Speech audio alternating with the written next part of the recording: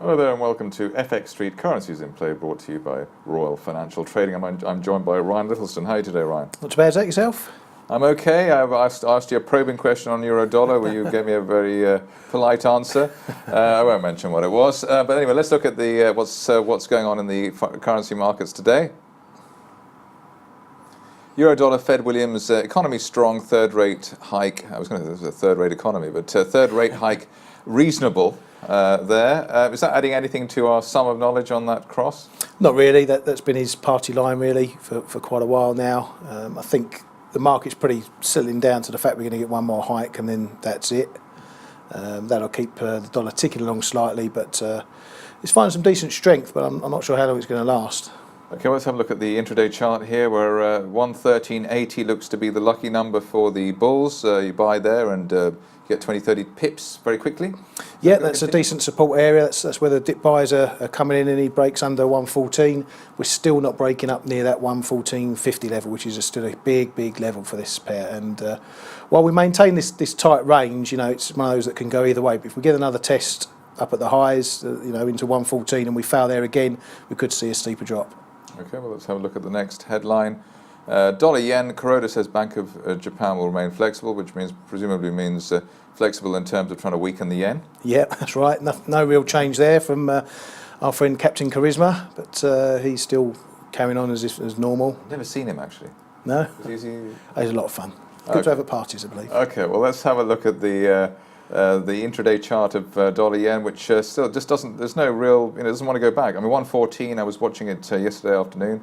Didn't he want to go below 114? I'm very strong. It's looking fairly strong, but I'm inclined to think this is more yen weakness than dollar strength because it's mirrored across into the crosses.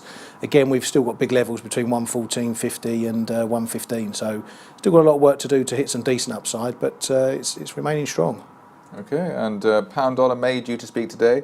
Another guest was suggesting she might resign, but unless she does resign, I don't know, might actually make the pound go up. Yeah, probably. What would you say is, where are we on there? I mean, basically it still looks like a buy and dips as well, doesn't it?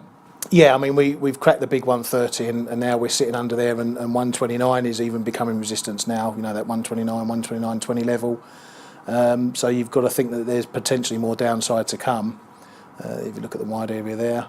So, pretty strong resistance coming in at 129.20 at the moment, but it's ranging a bit now, but we keep probing the downside, so it looks like the sellers want to have a little push down there. So maybe if you are a fan of cable, wait for the lower levels, the 128.56. Yeah, certainly, yeah. Nothing. While we're holding under 129.20, then yeah. Okay, let's go on to the final headline of the day. If we can. Let's wanted to look at oil. Doesn't seem to be existing there. If we can find that, yes. Oil potential caps to Nigeria and Libya. They were the rogue oil states. I don't know, they're non-OPEC or just funny OPEC or. Yeah, they got a free pass in the deal. So basically, do you have a view on oil at the moment? Do you think it's just going to keep on the slow slide that we've had? Well, we're seeing it carrying on up a little bit now, and I think there's a bit of the US summer driving season kicking in there, but production is still, we're still pumping. The states are still pumping heavily, even though OPEC countries are still pumping. And they're umming and ahhing over whether they're going to do extra production cuts, and while they do that, then the bearishness is going to remain in oil, I believe. Right, so it almost looks a bit like the pound chart there in the recent past, but 47.20.40 their resistance. Yeah. Again, you want to be buying at or just below the previous lows, I suppose. Yeah, down to 46, something like that. You've got to give oil. There's no good trading oil with 10 pip stops. But you can't. You just keep losing money. That's all. Yeah, exactly. But pick the levels. When it's quiet, oil is a great technical market. But when it's going mad, then you haven't got a cat and hell's chance. Actually, but at the moment it's actually quite amenable to trading because it's relatively quiet, and just by the lower level, maybe towards 46. Yeah, just jobbing between the support and resistance. Yeah. Okay, let's move along to the trade of the day. The pound is acting jittery as the Brexit plan uncertainty is still weighing on the currency. Presumably that'll go on for the next 2 years plus. Bank of England rate hike talks have been reactivated as the trigger date approaches, continues to trade within the bullish flag, which is a continuation pattern Buy pound dollar at 129.10, take profit at 129.40, stop loss at 128.95, risk reward ratio 2, and that's from the Royal Financial Trading team. Would you agree with that? Yeah, we've just seen that the pound's traded up there. I think up to 129.16, so they should be in that trade now. Stop's quite tight on that, so that's fairly good. But yeah, it's all to play for. You know, as we saw in that chart, 129.20 is a level to break. You break that, and the take profit level will come into play, and that should be hit.